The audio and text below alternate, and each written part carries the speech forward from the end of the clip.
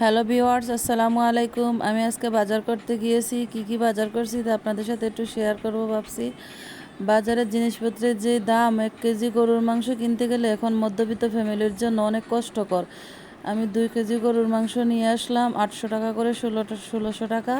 আর half KG চিংড়ি মাছ, দুটো মুরগি, পোলট্রি মুরগি নিয়ে আসছি। চিন্তা করতেছি অনেকদিন যাবৎ যে দুজন আল্লাহর মেহমান দাওয়াত করে খাওয়াবো, কিন্তু সাময়িক কিছু সমস্যার কারণে পারতেছিলাম না। ইনশাআল্লাহ আজকে আমার হাজবেন্ড টাকা পাঠাইছে, তখন আমরা টাকা দিয়ে আমি এই বাজারগুলো করে নিয়ে আসলাম।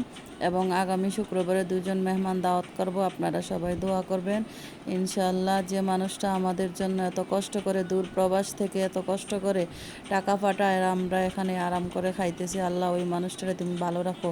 সকল প্রবাসী ভাইদেরকে তুমি ভালো রাখো, সেই সাথে আল্লাহ তুমি আমার হাজবেন্ডরে ভালো রাখো, সুস্থ রাখো আল্লাহ। সেই মানুষটা আমাদের জন্য অনেক কষ্ট করতেছে দূর প্রবাসে থেকে।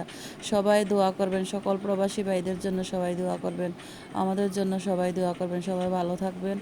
আমি একটা বড় একটা রুই মাছ নিয়েছি, রুই মাছটা ওখান থেকে কাইটা নিয়ে আসছি, কলমি শাক আনছি। আবার এই বাচ্চা খাইতে চাইছে দুধ আর 7 আপ নিয়ে আসলাম। আচ্ছা, সবাই ভালো থাকবেন।